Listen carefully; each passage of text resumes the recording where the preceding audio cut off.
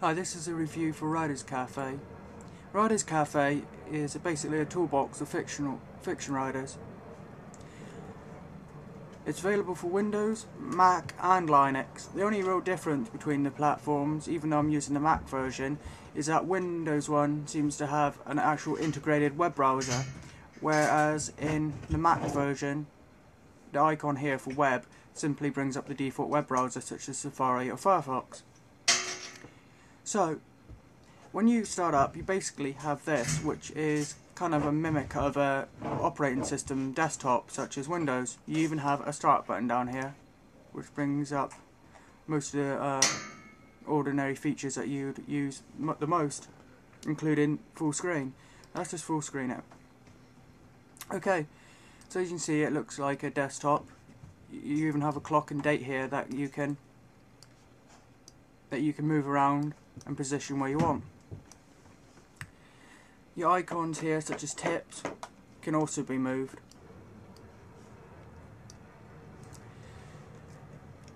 The first icon is backup. Double click this to bring up the backup manager. Here you see your list of backups. You can adjust all sorts of settings, such as add a set, delete sets, properties, make an archive, backup, copy set, restore from an archive, things like that. Next to that you have tips. Basically you have all sorts of tips that you can show on startup of the program or not. You have things like tips on the program, tips on writing, quotes, etc.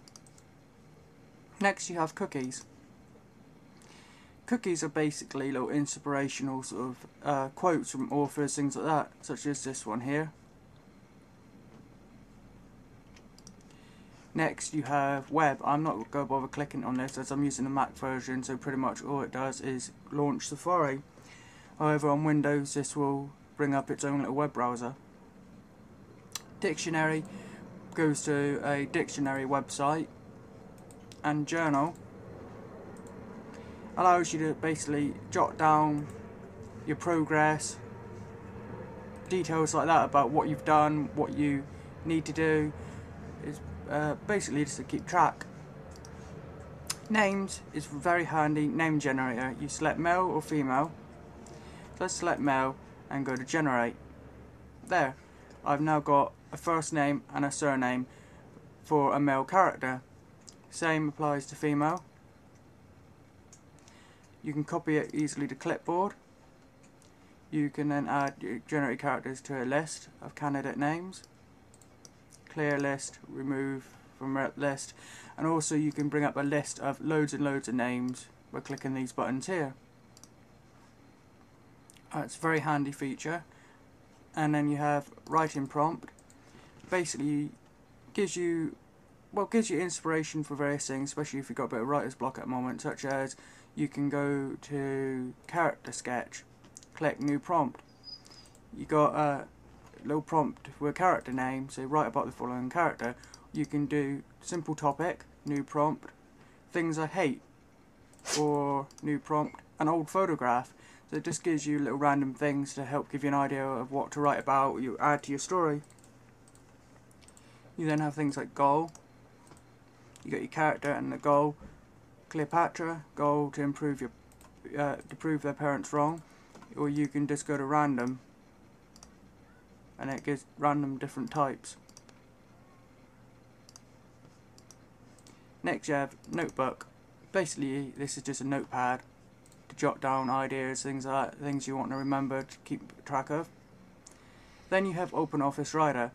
This will launch the free Openoffice word processor if you have it installed. If not, it will just come up saying you need to install it from openoffice.org. Then you have pinboard. Pinboard is basically the sticky notes to put your ideas in sticky note form. And click up here to add more. Colours. Import word tiles such as romance, click OK. There's all sorts of word tiles such as happy, ever, after and upon.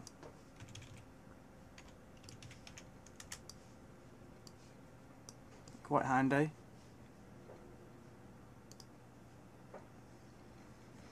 Then exit full screen a minute, and then we hit home to go back to the main screen. That's it for the left side. Right, basically you have your bookshelf.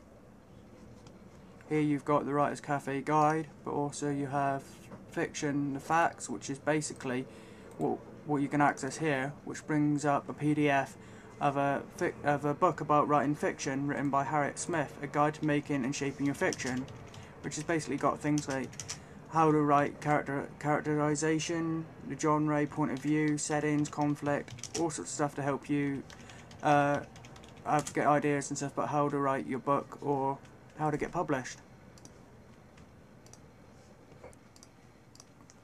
Technical tips, how to customize your toolbars and stuff like that about the program. Click that, click bookshelf, and it should close it again. There we go. You're getting started guides there, your manual, and support for the program. Like I say, you can also access a lot of these features from down here from the start menu, including desktop preferences. Here you can select a different color background, or not to include, or include the logo on the desktop part. Hit there. Your default font, reset to default settings. You can even add tools, so you're not just stuck with these icons here. You can add your own icons. Location, description, icon, show on the desktop or not. So you can actually add your own items to your fake desktop here, or remove the ones that are already there, or edit them. So say if you didn't want Openoffice Writer there, you can hit delete and ask if you're really sure you want to remove that. Then you can hit OK. As you can see, it's gone. If you go here to desktop preferences, you can easily access your other preferences such as general. Now let's access storylines. This is basically the area where you can plot a storyline for a novel. You have your outline, you have your note section, you have story, such as the title, the author. This is a sample one I have open at the moment. Yeah, edit your copyright line, your author address, all sorts of basically metadata there. Your characters, you add characters and delete characters here, and then you add your information about them, their dislikes, their likes, things like that there. And then locations here, and add your details about the locations there. Search tags, outline, click the different outlines, and you see the ones you have just clicked on here will also flash on the timeline. Here you have your summary for the storyline, content, annotations, your properties, and your report. So this is where you plot your outline. There's a lot to it, so you might want to read the getting started guide and the help information. It might take a bit of getting used to it first because there's a lot here, but once you get used to it, I'm sure it's very handy to plot your outline of your novel.